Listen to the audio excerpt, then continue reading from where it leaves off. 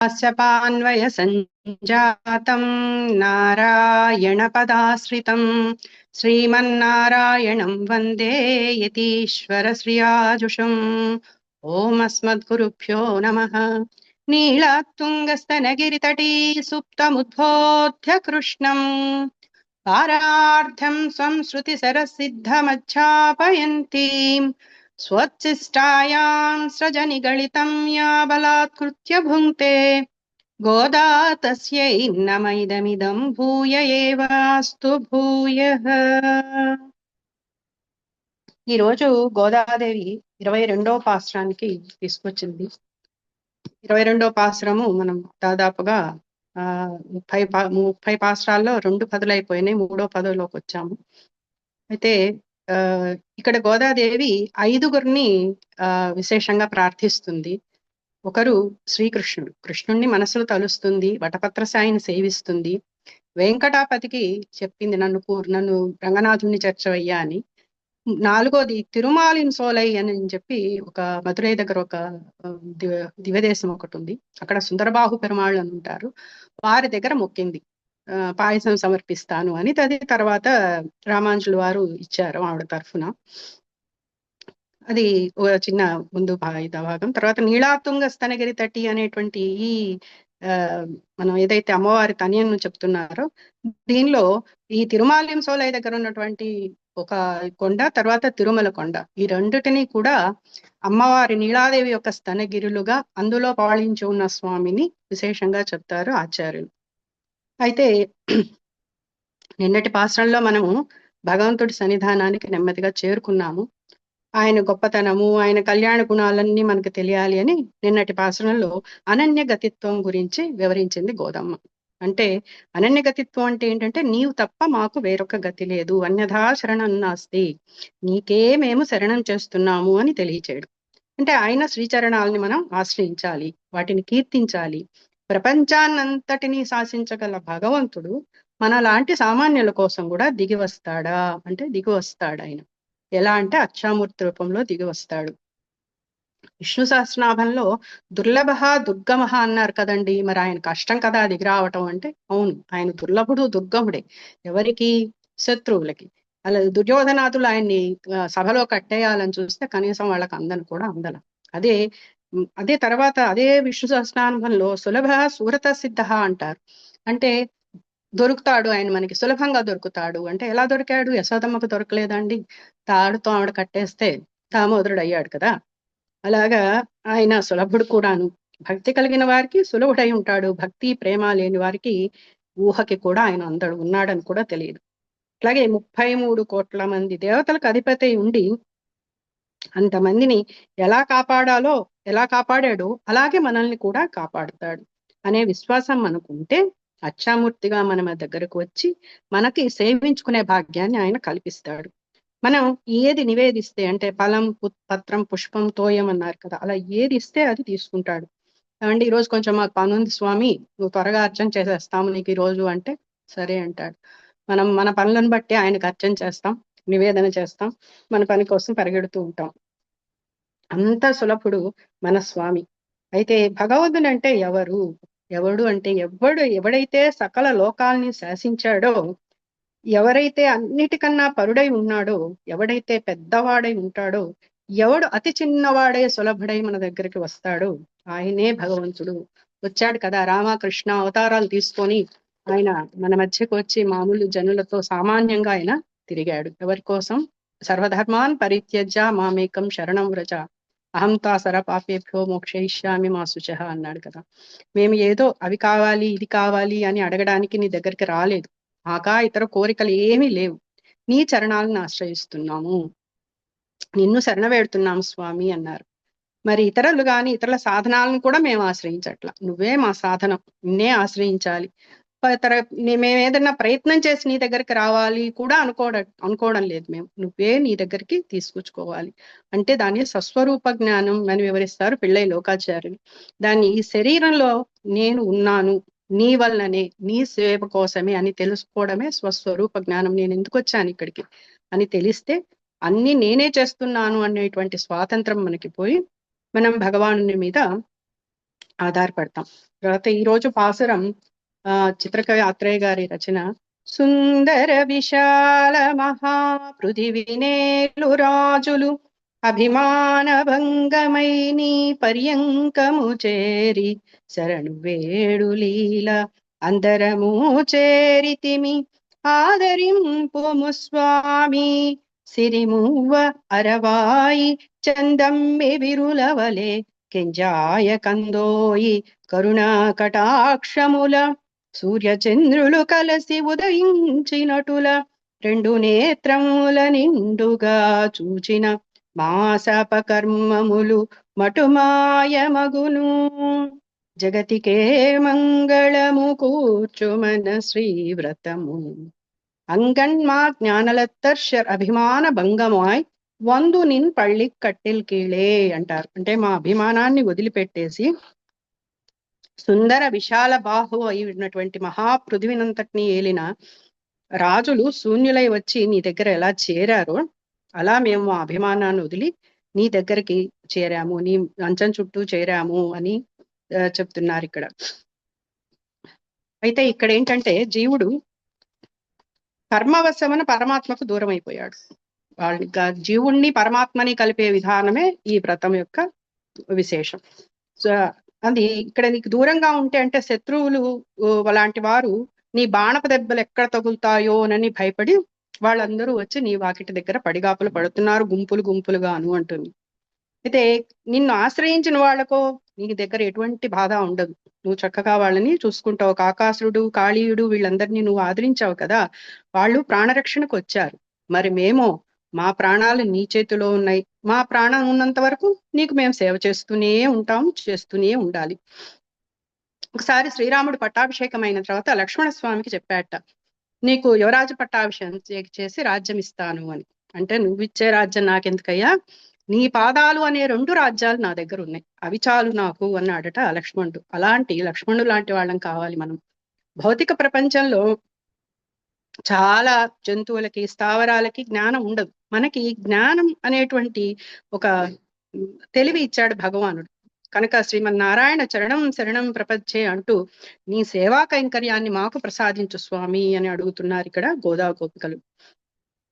మనం ఈ మాత్రం నామం అనుకోగలుగుతున్నాము అంటే ఇదంతా భగవంతుడి కృపే కదా. బహునాం జన్మనామంతే అన్నట్టు ఎన్ని జన్మలు ఎత్తామో, ఆయన విభవావతారాల్లో వచ్చినప్పుడు కూడా ఆయన తప్పించుకొని జారిపోయి ఉంటాం బహుశా, అందుకే ఇప్పుడు జన్మ ఎత్తాల్సి వచ్చింది. ఎన్ని యుగాలు తప్పించుకు తిరిగామో మనల్ని వదలకుండా ఎప్పటికైనా మనం బాగుపడకపోతామా అని ఆయన ఇప్పటికీ కరుణించాడు.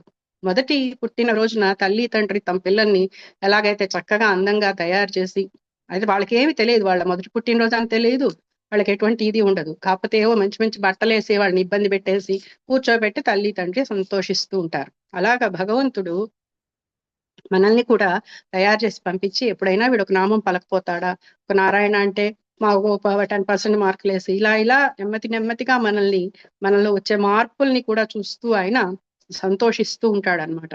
మనం భగవంతుని గురించి తెలుసుకునే పురాణాలు, ఇతిహాసాలు, సాధువులు, గురువులు, భగవద్భక్తులను మనకు పరిచయం చేస్తాడు. మనం ఆయన దోవలోకి వెళ్ళటం మొదలు పెట్టాము అంటే, ఆయన వైపు తిరిగాము అంటే మనకి ఇవన్నీ కూడా ఆయన పరిచయం చేస్తాడు. పరిచయం చేసి ఆయన దగ్గరకి చేర్చుకునే ప్రయత్నాన్ని చేస్తాడు. అభిమాన భంగమాయ్ అంటుంది ఇక్కడ అండాళ్ళ తల్లి. ఇక్కడ అభిమానం అనేది దేహాభిమానం. మనం ఎంతసేపు నేను, నాది, ఇదంతా నాదే, ఇల్లు నాది, చుట్టూ ప్రాకారం నాది, ఇక్కడ నేనున్నాను అని మనం అభిమానంతో ఎప్పుడూ ఉంటాం కదా. ఆ అభిమానం భంగమాయి అది వదులుకొని వస్తున్నామని చెప్తోంది. అయితే 13వ అధ్యాయం భగవద్గీతలో దేహదారి గుణాలలో మొట్టమొదటిదే అమానిత్వం, అంటే వినమ్రత, అంధవిత్వం, గర్వరాహిత్యం. ఈ 2 గురించి కూడా భగవానుడు మనకి వివరించాడు. అందుకని ఈ లౌకికమైన అభిమానాలని వదిలి నీ అంత అభిమానంతో వచ్చాం. ముఖ్యంగా మనకి లోకంలో 1 విద్య, 2 పదవి, 3 ధనం, 4 వంశం, ఇవి 4 పట్టుకున్నాయి అనుకోండి అభిమానాలు, అసలు వదల్చడం చాలా కష్టం. రకరకాల అహంకారాలతో నిన్నే లేకుండా చేయాలనుకున్నారు చాలా మంది, వాళ్ళందరూ ఓడిపోయి వచ్చారు నీ సన్నిధికి. అందుకని ఈ భౌతిక ప్రపంచానికి మనం వచ్చాము అంటే మనం ఏం తెచ్చుకోలే. ఈ ఇల్లు, వాకిలి, భార్యాభర్త, పిల్లలు ఇవంతా కూడా మనకు లేని ఆధిపత్యాన్ని మనం ఇక్కడ చలాయిస్తున్నాం. మనం ఎప్పుడైతే అంటే ఒక అద్దె ఇంట్లో ఉండి మనం ఎలా ఆధిపత్యం చలాయిస్తే ఊరుకుంటారా ఓనరు, అట్లాగా మనం వచ్చి ఇక్కడ ఆధిపత్యం చలాయిస్తున్నాం. ఎప్పుడైతే లౌకిక విషయాల మీద ప్రేమ మనకు అధికమైపోతుందో అది చాలా కష్టం అండి వదులుచుకోవడం. అదే విభీషణుడు అదే అదే చేశాడు. రాజ్యం, సంపద, భార్య, పిల్లలు అందరినీ వదిలి వచ్చి శ్రీరాముడిని శరణు వేడాడు. అప్పుడు ఆయన ఏం చేశాడు? సకృదేవ ప్రపన్నాయ తవాస్మితి త్యాచతే అభయం సర్వభూతేభ్యో దదామేతత్ వ్రతం మమ అన్నారు రాముల వారు రామాయణంలో. నేను నీ వాడిని అని ఒక్కసారి శరణు వేడితే అన్ని భయాల నుండి నీకు రక్షణ కల్పిస్తాను. ఇది నా వ్రతం అని, ఏతద్ వ్రతం మమ, ఇది నా వ్రతం అని చెప్పాడు శ్రీరాముడు. అట్లా అన్నిటినీ వదిలేసి వచ్చిన విభీషుణ్ణి ఆయన కాపాడి, ఎవరు అందరూ ఒప్పుకోలేదు, శత్రువు వస్తున్నాడు కాబట్టి ఆయన్ని శరణివ్వద్దు అన్నారు. అయినా సరే ఆయన్ని కాపాడి తర్వాత ఆయనకి మళ్ళీ తిరిగి రాజ్యం వచ్చేటట్టు, ఆ రాజ్యంలో ఉన్న మలినాలన్నీ తొలగించి ఆయనకి రాజ్యం వచ్చేటట్టు భార్యా పిల్లలు అన్ని బాధ్యత తనే తీసుకొని ఇచ్చాడు. అలాగే గజేంద్రుడికి మోక్షం ఇవ్వలేదండి, అలాగే గజేంద్ర మోక్షం కూడా ఇచ్చాడు. ఎవనిచే జనించు జగమెవ్వను, ఆయనేమో పేరు పెట్టి పిలవలేదు, ఏ దేవతల్ని పిలవలేదు. కానీ పోతన గారు చక్కగా ఎవనిచే జనించు జగమెవ్వని లోపల నుండు లీనమై ఎవ్వని ఎందుండుందో పరమేశ్వరుండెవ్వడు, మూల కారణం బెవ్వడు, అనాది ఆది మధ్య లయం ఎవ్వడు, సర్వము తానయ్యిన వాడెవ్వడు, వాని ఆత్మభోండి ఈశ్వరునే శరణు వేడదన్ అని అడగంగానే ఆయన వచ్చేసాడు. మిగతా ఎవరు రాలేదు. ఏ దేవతలు మా పేరు అనలేదు కదా అని మిగతా దేవతలందరూ అలా ఊరుకున్నారు. స్వామి శంకుచక్రాలను తీసుకొని పరిగెత్తుకొని వచ్చి గజేంద్రుడిని రక్షించాడు. అలాగే రాజులకు రాజ్యం మీద అభిమానం ఎలాగైతే ఉంటుందో మనకు కూడా మన శరీరం మీద అభిమానం ఉంటుంది. ఎందుకు? మన శరీరం కూడా ఒక రాజ్యమే. ఇందులో ఇంద్రియాలు, కర్మేంద్రియాలు, తర్వాత జ్ఞానేంద్రియాలు, రకరకాల నాడీ వ్యవస్థ, ఈ దేహాన్ని పోషించుకోవడానికి, దీన్ని నిలబెట్టుకోవడానికి, దీని మీద చాలా మనం టైంని పెడుతూ ఉంటాం. వీటన్నిటి మీద ప్రేమతో బతుకుతాం ఇన్నాళ్ళు. ఇప్పుడు ఆ అభిమానాన్ని పోగొట్టుకొని మేము వచ్చాం స్వామి అంటున్నారు అండాళ్ళ తల్లి. నీ సింహాసనం దగ్గరకు వచ్చి నిన్ను చేరగలిగేట్లు నువ్వు చేసుకున్నావు అంటోంది. అరతిర్జన సందతి అంటుంది భగవద్గీత. మీరు జన సమూహంగా, వీళ్ళందరూ సమూహంగా వచ్చారు కదా, మీరు సమూహంగా వస్తే ఎట్లాగు? ఏకాకిగా రావాలి కదా. ఏకాకిగా వస్తేనే కదా, ఒక్కొక్కళ్ళు వస్తేనే మోక్షం లభిస్తుంది. అంటే ఒక మనకి దాన్ని ఏమంటారు, ఏకాగ్రత కుదరాలి కదా. అందుకోసం అనుకునేవాడు ఒంటరిగా ఏకాంతంగా ఉండాలి. నువ్వు గుంపును వేసుకొని వచ్చావు అంటే, గుంపుగా రాకపోతే, అనామకులుగా నీ దగ్గర ఉండకపోతే ఎవరైనా వచ్చి మమ్మల్ని పిలుస్తారేమో, రాజుగారు అని ఎవరన్నా అంటారేమోనని రాజులు భయపడినట్లు మేం కూడా నీతో ఉన్న సహజ సంబంధాన్ని విడిచి ఇన్నాళ్ళు దూరంగా ఉన్నాం కాబట్టి ఇప్పుడు నీ దగ్గరికి చేరాం. భరతుడు కూడా రాముని కోసం అరణ్యాల్లో తిరుగుతూ ఉంటే రామదర్శనం ఎలా జరిగిందో అలాగే ఈ గోదా గోపికలు కూడా పరమాత్మను చేరే ఉపాయం ఇంకేమీ లేక తమంతట తామే శ్రీకృష్ణుని సమీపించాము. అలా వెళ్తూ ఉంటే శ్రీకృష్ణుడు మేము సమీపించాము అనుకుంటున్నారు. అలాగే సర్వధర్మాన్ పరిత్యజ్య మామేకం శరణం వ్రజ అహంత్వా సర్వపాపేభ్యో మోక్షయిష్యామి మా శుచ అన్నట్లు మేమన్నీ వదిలేసాం, నువ్వు తప్ప మాకు వేరే దిక్కు లేదు స్వామి అన్నారు. సరే అప్పుడు స్వామి అన్నాడు, సరే ఇంత చెప్పినా కూడా ఆయన నీకేం కావాలి అన్నారు. అంటే కింగిణవాయ్ చేద తామరై పూపోలే సెంగెన్ సిరిచిరదే ఎమ్మేల్ విడియావు అంటుంది. అంటే చిరుగంట ముఖము వలె సగము విడవకుండా ఉన్న తామర పువ్వు వలె నీ ఎర్రని నేత్రాల్ని కొంచెం కొంచెంగా విప్పి నీ చూపు మా పైన ప్రసరింపచేయి అంటున్నారు. ఇది నాకు ఈ సెంటెన్స్ చాలా ఇష్టమైన సెంటెన్స్. ఇందులో కింగిణవాయ్ చేద తామరై పూపోలే అనేది అది అమ్మవారి దయ వల్ల నాకు చెప్పుకునే అవకాశం వచ్చింది. భగవంతుడిని వర్ణించేటప్పుడు జనరల్ గా పుండరీకాక్ష అంటారు, అంటే కమలమలు అంటే కన్నులు కలవాడు అని. కింకిణవాయి చేద అంటే అర్ధనిమీలిత నేత్రాలు. అంటే కింకిణి అంటే ఒక మువ్వు అండి, అంటే కనపడుతుందో లేదో, కొంచెం ఇలా ఉంటుంది, కొద్దిగా తెరుచుకొని లోపల ఒక చిన్న రాయిలా ఉంటుంది సన్నగా. దాన్ని అంత చాలా అంటే మనం చూస్తే కొంతమంది నిద్రపోతున్నప్పుడు కొద్దిగా కళ్ళు తెరిచి నిద్రపోతుంటారు, అలా ఉంటుంది. మువ్వ గుండ్రంగా ఉంటుంది, అది నల్లగా బయటికి కనపడుతూ ఉంటుంది. అలా తెరుచుకోవాలి స్వామి అని వాళ్ళు చెప్తున్నారు. అలాగే కమలం లోపల, అయ్యో కింకిణవాయిని ఒక లోహంతో పోల్చామే స్వామిని అని ఇప్పుడు ఒక పువ్వుతో పోలుస్తున్నారు. అక్కడ తామర పువ్వు లోపల ఒక తుమ్మెద తిరుగుతూ ఉండి తామర పువ్వు కొద్దిగా అప్పుడప్పుడు అప్పుడే విచ్చుకుంటూ ఉన్నప్పుడు ఆ తుమ్మెద కనపడకుండా తుమ్మెద కనపడుతూ, అలాగా ఎరుపు రంగు కూడా లైట్ గా కనపడుతూ ఉంటుంది. అలాంటి ఎరుపుదనం మా స్వామి కళ్ళల్లో చూడాలి అని వీళ్ళు కోరుకుంటున్నారు. ఇది ఒక రకం. ఆ తర్వాత అంటారు మళ్ళీ, అమ్మో నువ్వు పూర్తిగా కళ్ళు తెరిచావంటే నీ అందాన్ని చూసి మేము తట్టుకోలేమయ్యా, తామర అని అంటారు వీళ్ళు. ఎర్రదనం స్వామి, తామర పువ్వులు అంటే ఎర్రదనం ఎలా ఉంటుంది అంటే, జీ నీకు జీవులపై ఉండే వాత్సల్యంతో నీ కళ్ళు ఎలా ఎర్రగా ఉంటాయో అలా ఉంటుందిట ఆ తామర పువ్వులో ఎర్రదనం అని పోలుస్తారు. ఆ తర్వాత కొద్దిగా ఎందుకు తెచ్చుకోమంటారంటే, చాలా రోజులుగా ఎండిపోయిన భూమిని కొద్దిగా నీళ్లు పెట్టి ఎలా సారవంతం చేస్తారు. అలాగే చాలా రోజులుగా భోజనం చేయని వారికి కొంచెం కొంచెం భోజనం పెడుతూ వాళ్ళని మళ్ళీ పూర్తిగా తినేటట్టుగా ఇట్లా ఆహారాన్ని పెంచుకుంటూ వెళ్తారు. అట్లా నీవు కన్నులు విప్పు, మేము మొదటి నుంచి చూడాలి. వీళ్ళు వచ్చింది అదే కదా, నాయగనాయ పాసనంలో చెప్పారు, నువ్వు కళ్ళు తెరుస్తుంటే నీ మొదటి కదలిక నుంచి మేము చూడాలి అన్నారు. ఆ అనుభూతి కొరకు వీళ్ళు ఇక్కడికి వచ్చారు. అంటే కొద్దిగా తీస్తూ ఉంటే కానీ మనలో ఉన్నటువంటి మన ఇవన్నీ కూడా పోవు, కర్మ పాపాలన్నీ కూడా. అయితే ఇక్కడ ఏం చేస్తారంటే, ఒక చిన్న ఉదాహరణ, మనం నీళ్లు కాచుకునేటప్పుడు ఒక మంచి రాగి కాగుని పొయ్యి మీద, ఇప్పుడు మా వయసు వాళ్ళకి తెలుస్తుంది, చిన్నపిల్లలకి తెలియదు, కాగు పొయ్యి మీద పెట్టి కాస్తూ ఉంటారండి నీళ్ళది. అది అలా కాగుతూ ఉంటాయి, దాన్నే వాడుతుంటారు, ఏ రోజు దాన్ని తోమరు. అది నల్లగా మసిపట్టి లేయర్స్ గా పేర్కొని ఉంటుంది. అట్లా పట్టినవి మా కర్మలన్నీ కూడా మమ్మల్ని పట్టుకొని ఉన్నాయి. అది గట్టిగా తోమి ఏదన్నా పెట్టి కొట్టి తీద్దామా అంటే చిల్లు పడిపోతుంది. అందుకని దాన్ని చిన్నగా నిదానంగా తోమితే ఎప్పటికో అది రాగో ఇత్తడో బయటపడుతుంది. అలాగా మమ్మల్ని కూడా నువ్వు చిన్నగా కొద్దిగా కళ్ళు తెరుస్తూ మాపై చూపు ప్రసరిస్తూ మాలో ఉన్న పాపాలని చిన్నగా ఒక్కొక్కటిగా తీసేసేయి అని చెప్తున్నారు. అంటే ఇక్కడ అకించనత్వం అంటారు. అంటే మాదేమి లేదు, అంత నువ్వే చూసుకోవాలి అని ఆయనకి శరణ వేడటం. మనకు కూడా ఇన్ని జన్మలు మసిపెట్టుందో కదా, ఇంకా నీవు కన్నులు తెరుస్తూ ఉంటే నీ మీద మాకు ఫస్ట్ వ్యతిరేక భావన పోవాలి, తర్వాత మాకు సత్సాంగత్యం కలగాలి, తర్వాత నీ సేవ మీద మాకు శ్రద్ధ కలగాలి. అప్పుడు భగవద్భక్తుల సహవాసం కలిగి పెద్దల ద్వారా నీ కళ్యాణ గుణాలు మాకు తెలుస్తాయి. తర్వాత ఆచార శ్రమాశ్రయణం దొరకాలి, దానివల్ల మంత్రప్రాప్తి కలగాలి, ఆ మంత్రార్థ జ్ఞానం కలగాలి, ఆ మంత్రార్థ జ్ఞానంలో మాకు విశ్వాసం ఏర్పడాలి. అప్పుడు అది నీ సేవకు ప్రేరేపణ చేయాలి. అప్పుడు నీ దర్శనం అవుతుంది. అంటే మాకు ఇంకా ఎన్ని జన్మలు కావాలో, ఎన్ని జన్మలు ఎత్తితే ఇక్కడికి చేరుతాము అనేది తెలియదు. అదే నీవు అలా కొంచెం నువ్వైతే అర్ధనిమీలిత నేత్రాలతో కొంచెం నీ చూపు మా మీద ప్రసరించిందా, ఇప్పుడు మేము ఈ పైన చెప్పిన కష్టాలేవి పడక్కర్లేదు, మాలో నీ భావాలన్నీ ఒక్క క్షణంలో పోయి కృష్ణ నిన్ను తప్ప మాకు కోరదగింది ఏమీ లేదు అనేటువంటి విశ్వాస దశలోకి వెళ్ళి అప్పుడు నీ కన్నులు పూర్తిగా తెరిచి మమ్మల్ని చూడు, మా అందరి పక్షాన గోదాదేవి అని. తర్వాత ఇంకొక భావన కూడా ఉంటుంది ఇందులో. దోషాలు ఆయన ఒక్కసారిగా కళ్ళు తెరిచి చూస్తే మనలో దోషాలన్నీ ఎక్కడ కనపడతాయో అని కొంచెంగా తెరి ముందు మా దోషాలను కూడా నువ్వే పోగొట్టి తర్వాత పూర్తిగా మమ్మల్ని చూడు అని చెప్తున్నారు.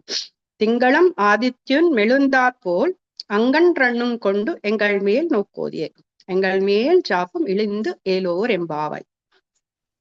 సూర్య చంద్రులు కలిసి ఉదయించినటువంటి నీ రెండు నేత్రాలు చూసావంటే ఆ రెండు నేత్రాలతో మా పాప కర్మలన్నీ అయితే. తింగళం అంటే చంద్రుడు, ఆదిత్యన్ అంటే సూర్యుడు. ఆ సూర్య చంద్రులతో ఇక్కడ పోలిక చెప్తున్నారు.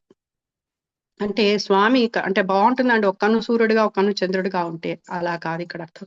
నీ కన్నుల నుంచే వచ్చే కాంతి ఎలా ఉంటుంది అంటే సూర్యుడంత తేజస్సు ఉండాలి, అలా అని వేడిగా ఉండకూడదు. చంద్రుడంత చల్లటి చూపు ఉండాలి. పురుష సూక్తంలో చెప్పినట్లుగా చంద్రమా మనసోజాత చక్షో సూర్యో అజాయత అని చెప్పినట్టు పరమాత్మ మనసు నుండి చంద్రుడు పుట్టాడు, కంటి నుంచి సూర్యుడు పుట్టాడు. అంటే మనసంతా చల్లగా ఉండాలన్నమాట. రామచంద్రుడిని చూసి అయోధ్య ప్రజలు అనుకునేవారట, ఈయన ప్రసన్నమైన సూర్యుడు లాగా ఉండాలి అని. ప్రసన్నమైన సూర్యుడు ఎప్పుడు ఉంటాడు? మాకు ఇప్పుడు చలికాలంలో హైదరాబాద్ లో అలా ప్రసన్నంగా కనపడుతున్నాడు మంచు తెరల మధ్యలోంచి. అలాంటి వాడట సూర్యుడు, అలా ఉన్నాడు రామచంద్రుడు అని పోలిక చెప్తారు. అంగణ్ అంటే ఇంకా కళ్ళు.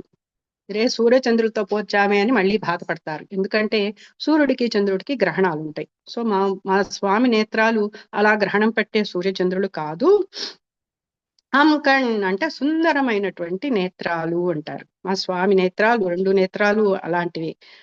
అయితే ఈయనకి 2 నేత్రాలేనా అంటే కాదు. విష్ణు సహస్రనామంలో చెప్పినట్టు సహస్రాక్షి అన్నారు కదా! అంటే 1000 కళ్ళతో ఈ 2 నేత్రాలే. అయితే 1000 కళ్ళతో మనందరినీ కాపాడుతూ ఉంటాడు స్వామి. అయితే ఈ చూపులతో నువ్వు ఒక్కసారి చూసావు అంటే మా శాపాలన్నీ తొలగిపోతాయి అంటున్నారు. అయితే ఇది కర్మ అనేది మనం ఏదైనా శాపం కానీ వరం కానీ మనం తప్పకుండా అనుభవించి తీరాల్సిందే అది వచ్చినప్పుడు. అంటే అనుభవించి తీరవలసింది మనకు అనుకూలంగా ఉంటే దాన్ని వరం అంటాం, ప్రతికూలంగా ఉంటే అది శాపం అవుతుంది. వీళ్ళకి శాపం ఏంటి? కృష్ణ, నిన్ను చూడకుండా ఉండటమే మాకు శాపం, నీకు దూరంగా ఉండటమే శాపం, నీ సేవ దొరక్కపోవడమే మాకు శాపం. ఒక్కసారి నీ దర్శనం నీ సేవ లభించిందో ఆ క్షణం మా పాలిటి వరం అవుతుంది. అయితే ఈ శాపం అంటే స్వామి మనల్ని ఎందుకు చూడాలండి, మనం ఆయన చూడొచ్చు కదా అంటే, సూర్యుడు పైకి వచ్చేటప్పుడు సూర్యుడిని మనం చూడగలుగుతామా? ఆయనంతటా ఆయన వచ్చి కనపడితే మనం చూడగలుగుతాం. అయితే వీళ్ళు ఎలాంటి శాపాలని పోగొట్టమని అడుగుతున్నారంటే, గౌతముడు అహల్యకి ఇచ్చిన శ్రీరాముని శాపం శ్రీరాముని పాద స్పర్శ చేత పోయింది కదా, అలాంటి శాపం. గౌతమ ముని అహల్యకి శాపం ఇచ్చాడు, ధూళిగా మారి అక్కడే ఉండమని ఆశ్రమంలో. శ్రీరాముడు అక్కడికి వెళ్ళినప్పుడు ఆయన పాద స్పర్శ చేత ఆవిడకి చక్కటి రూపం వచ్చింది. అప్పుడు ఆమెని తల్లిగా భావించి మళ్ళీ రాముల వారు ఆవిడకి నమస్కారం చేశారు. అయితే అటువంటి పాద స్పర్శ కావాలి మాకు, మాలోని శాపాలన్నీ పోగొట్టడానికి అంటున్నారు. తర్వాత బ్రహ్మ రుద్రుడికి ఇచ్చిన శాపం. బ్రహ్మ ముఖంలోంచి రుద్రుడు పుట్టినప్పుడు ఆయన వెంటనే ఆయన 5వ తలని కోపంతో, బాగా రుద్రుడు అంటే బాగా మంచి కోపంలో వచ్చాడు కదా బ్రహ్మలో నుంచి. అలాంటప్పుడు ఆ కోపంలో ఆయన ఏం చేశాడంటే ఈయన 5వ తలని లాగేశాడు. లాగి చేతిలో పట్టుకుంటే ఆ బ్రహ్మహత్యా దోషం తగులుకుంది. రెండోది ఆ కపాలం చేతిలో ఇరుక్కుంది. మరి బ్రహ్మని అడిగాడు, ఎట్లా తండ్రి ఇది ఎట్లా నేను పోగొట్టుకోవాలి ఈ శాపాన్ని అంటే, నువ్వు 12 ఏళ్ళు భస్మంతో స్నానం చేస్తూ 12 ఏళ్ళు తిరిగి ఈ కపాలలో నువ్వు ఇది ఆహారం సంపాదించుకుంటూ తిరిగితే నీకు ఈ శాపం తొలుగుతుంది అని చెప్తాడు. భస్మం అంటే చితాభస్మం అన్నమాట. అలా ఆయన తిరుగుతూ తిరుగుతూ తిరుగుతూ బద్రికాశ్రమం చేరారు. బద్రికాశ్రమంలో నరుడు నారాయణుడు ఇద్దరు తపస్సు చేస్తూ ఉన్నారు కదా. నారాయణుడు తపస్సు చేసి చేసి ఆయన ఒళ్ళంతా అలా ఉన్నారు కదా, నిలబడి నిలబడి నిలబడి ఆ ఒళ్ళంతా కూడా మొత్తం మట్టి పేరుకొని పోయింది. అప్పుడు అక్కడికి వెళ్ళి ఆయన దగ్గర ఏముంటుంది ఇవ్వడానికి, అలా తపస్సు చేసుకుంటూ బ్రహ్మచారిగా ఉన్నాడు కదా.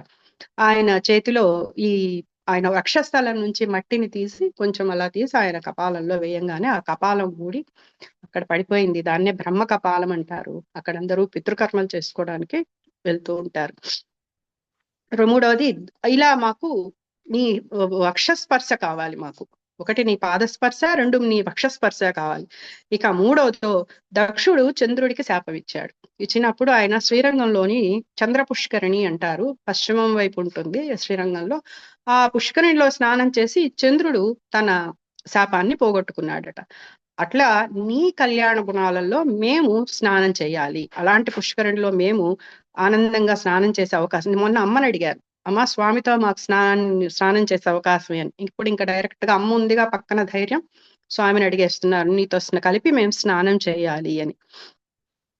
అయితే వీళ్ళు నాయకనాయన పాశ్రంలో ఏం చెప్పారు, నువ్వు నిద్రలు వేస్తుంటే నీకు మంగళం పాడాలి అన్నారు. ఇప్పుడు ఒక్కసారి స్వామి దర్శనం కలంగానే నువ్వు ఎలా చూడాలి, తర్వాత పాత్రలో నువ్వు ఎలా నడవాలి, ఇవన్నీ కూడా ఇప్పుడు ఆయన స్వాతంత్రం పోతుంది.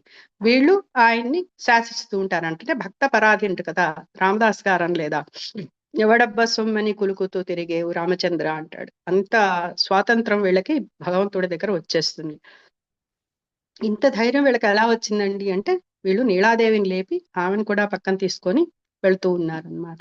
ఆ రకంగా ఈరోజు ఈ పాసల్లో అకించన్యత్వం చెప్తుంది గోదాదేవి. అంటే ఒక పసిబిడ్డ తన పని ఏమి చేసుకోలేడు, అన్ని అమ్మే చేయాలి. పాలు నీళ్లు స్నానం చేయించటము, బట్టలు వేయటము, అన్ని అలంకారాలు మొత్తం అమ్మే చేయాలి.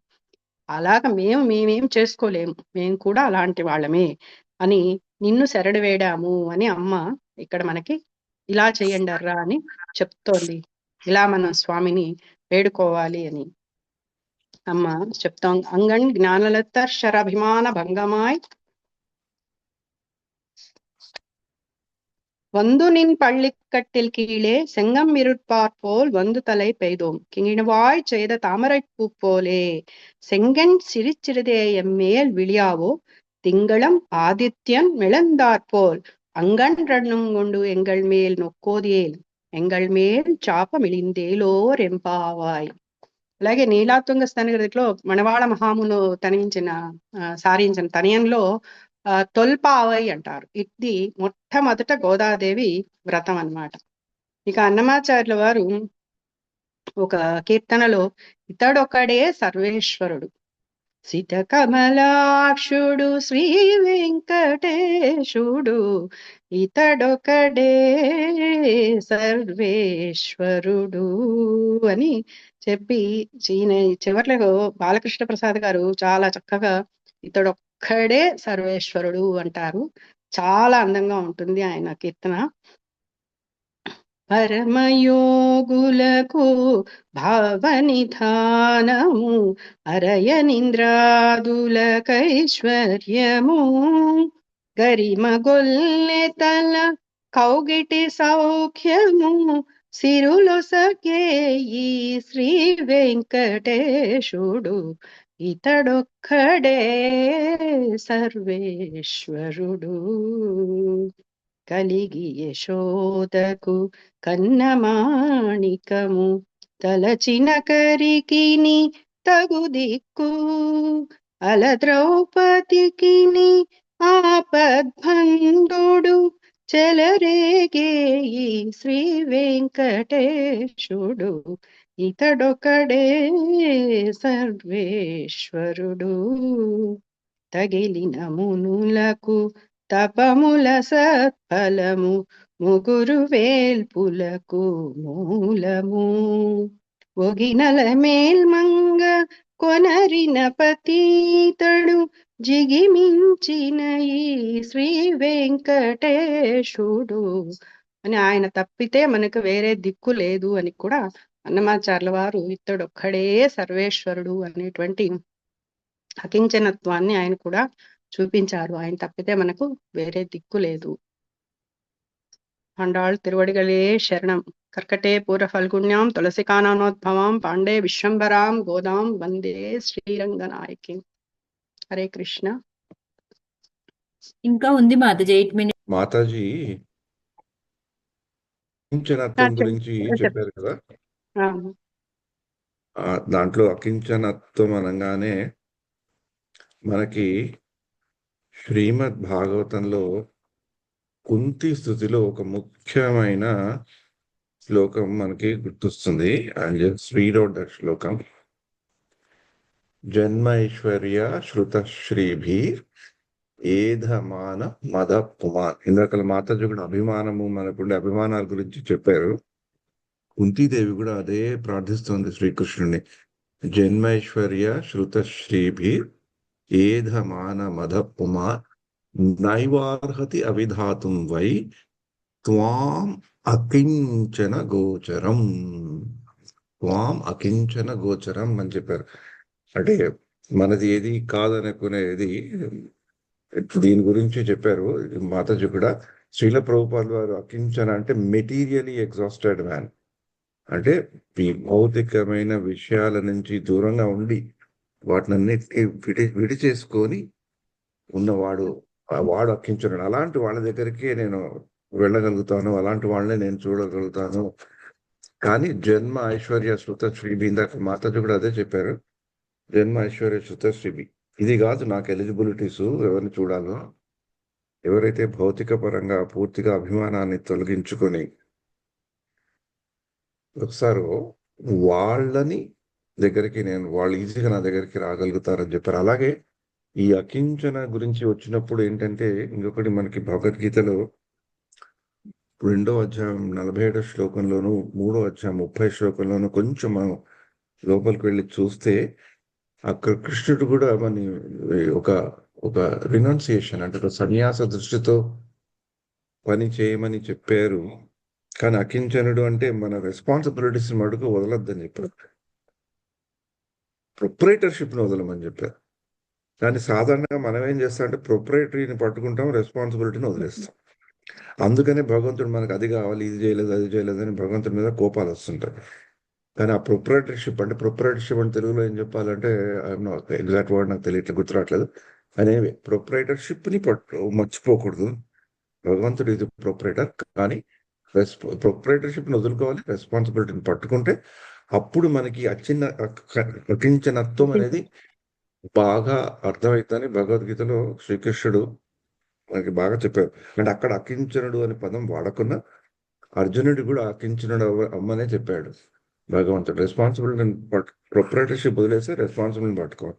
అలా ఇందాక మీరు చెప్పిన చాలా బాగుంది మాతాజీ, చాలా చక్కగా సరళంగా అర్థమయ్యేటట్లు ఈ భావాన్ని బాగా మీరు చేశారు. థ్యాంక్స్. హరే కృష్ణ హరే కృష్ణ కృష్ణ కృష్ణ హరి హరి, హరే రామ హరే రామ, రామ రామ హరి హరి. మిమ్మల్ని చూస్తుంటే ధర్మరాజు ప్రభు మీరు ట్విన్స్ లాగా కనబడతారు. హరే కృష్ణ శ్రీకృష్ణ. హరే కృష్ణ. అట్లాగే అంటారు. ప్రొప్రైటర్షిప్ అంటే స్వామిత్వం. స్వామిత్వం.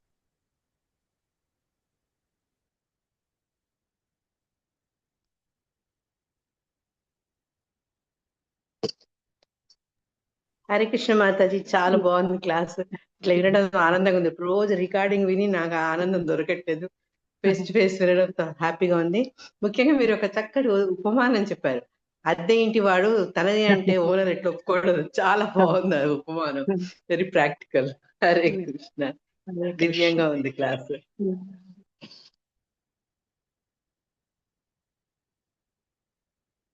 రేవతి గోపి మాతాజీ మీరేమైనా కవర్ చేస్తారా? ధర్మరాజ్ ప్రభు మీరు.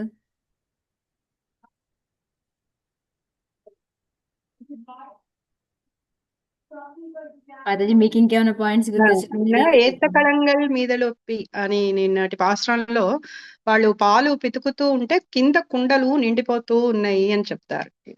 ఆ కుండలు ఎలా అంటే ఆచార్యులు మనకి ఉపదేశం పైనుంచి ఇస్తూ ఉంటేనే మనం చెప్తూ అంటే కుండ నిండిపోవడం మనం అన్నమాట. అదేదో మనం అంతా చెప్పేస్తున్నట్టు ఫీల్ అయిపోతూ ఉంటాము. అలా కాదు, అది ఆచార్యుల నుంచి ఆ ధార వస్తూ ఉంటేనే మనలోంచి ఈ కొద్దని మాటలన్నా రెండు ముక్కలు బయటికి రావటానికి అవకాశం ఉంటుంది. ఇదంతా కూడా ఆచార్యుల కృపే అని నిన్నటి పాసురంలో ఎత్త కళంగళ్ళు ఎదిరిపుంది మీగళిప్ప అంటే చూడటానికి ఆ ధార ఎలా కారుతూ ఉంటుందంటే అలా వస్తూ ఉంటాయి అన్నమాట. అలాగే అంతటి ఆ పాల సంపద కలిగినటువంటి నాయకుడు నందగోపుడు ఆచార్యుడిగా మనం చెప్పుకుంటూ వచ్చా నందగోపుడు. అలాంటి ఆచార్యుడి ఆధీనంలో ఉన్నటువంటి నువ్వు మమ్మల్ని ఇంకెంత కరుణించాలయ్యా అంటారు ఈనాటి పాశ్రంలో వీరు. అంత గొప్పగా మమ్మల్ని నువ్వు కరుణించాలి, మమ్మల్ని దగ్గరికి చేర్చుకోవాలి అని పూర్తిగా ఆయనకి శరణాగతి చేస్తున్నారు ఈనాటి పాశ్రంలో కూడా. ఇంకా రేపటి పాశ్రంలో నువ్వు ఆయన ఎలా నడిచి రావాలి, ఎలా కూర్చోవాలి, ఇలాంటివన్నీ కూడా వీళ్ళే శాసిస్తారు. అది చాలా అద్భుతంగా ఉంటుంది రేపటి పాసురం కూడాను.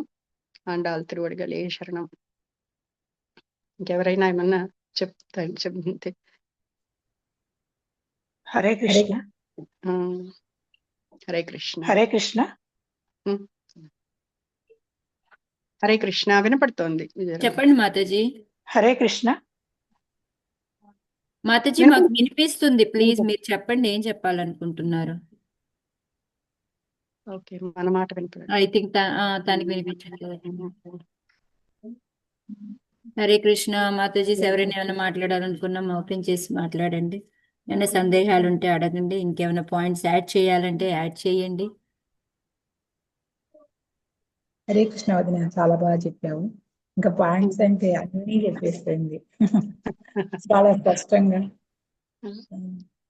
ఇంకా రేపటి పావసరంలో ఆయన స్వామివారి నడక గురించి మాతాజీ రేపటి పాసురం మాతాజీ చెప్తున్నారు, అందుకే మాట్లాడుతున్నారు.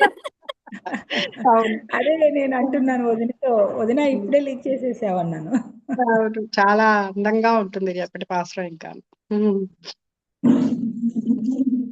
వాళ్ళ కన్ను తెరవటమే అసలు ఎంత చక్కగా ఎలా తెరవాలి అనేది, ఎలా తెరిచి మమ్మల్ని నువ్వు చూడాలి అనేది ఎంత చక్కగా వర్ణిస్తారో.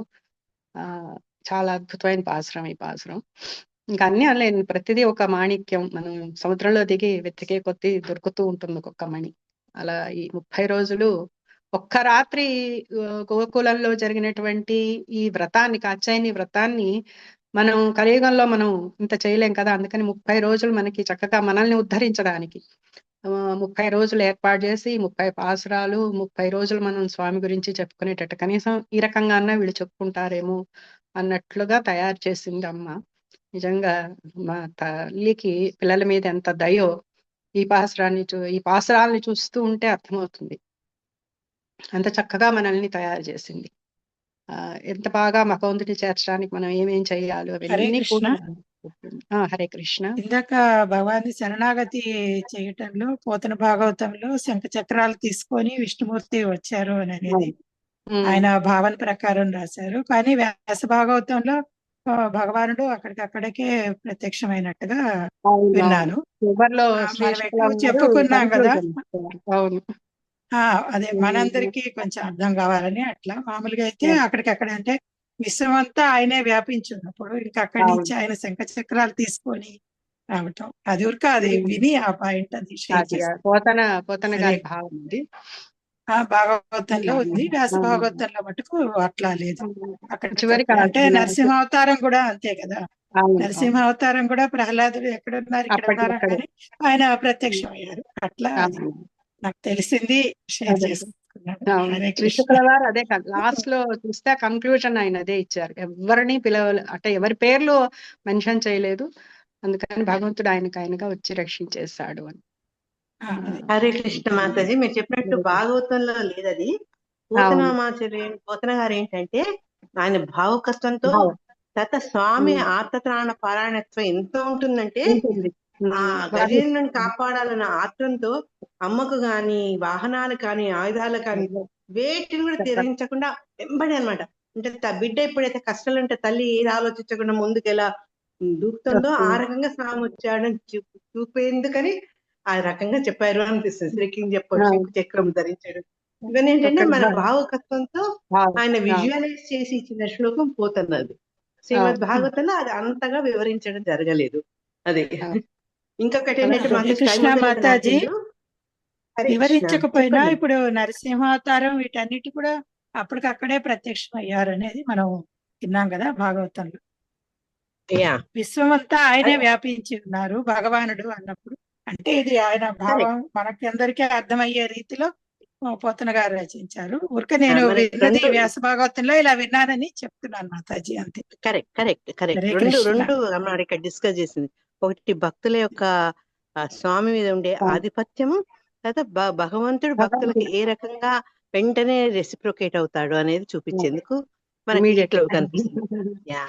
సెకండ్ ఏంటంటే ఈ సుందర బాహు పెరుమాళ్ళ గురించి మనం మదురై దగ్గర ఉన్న వైష్ణవ క్షేత్రంలో అదొకటి. అయితే అమ్మవారు అమ్మ ఆయనకు కూడా పాయసం చేస్తానంటారు, కానీ స్వామిలో ఐక్యమవుతారు కాబట్టి రామానుజుల వారు ఆమెను సోదరిగా భావించి ఆయన 108 గంగాళాల్లో ఆయన స్వామికి ఆఫర్ చేస్తారు అని చెప్తారు ఆచార్యులు. కోయిల్ అని పిలుస్తారు. 27వ పాత్రలో వస్తుంది, అందుకని నేను టచ్ చేయటం ఎందుకంటే టచ్ చేయలేదు. అంటే ఇప్పుడు మళ్ళీ మర్చిపోకుండా ఉంటుంది మనకు, అంతే. కోయిల్ అన్నని పిలుస్తుంది, అన్నా అని. అమ్మవారు చేసి వచ్చాను, నీ మొక్కు తీర్చొచ్చాను అంటే కోయిల్ అన్నని అంటుంది, అంటే అన్నా అని పిలుస్తుంది.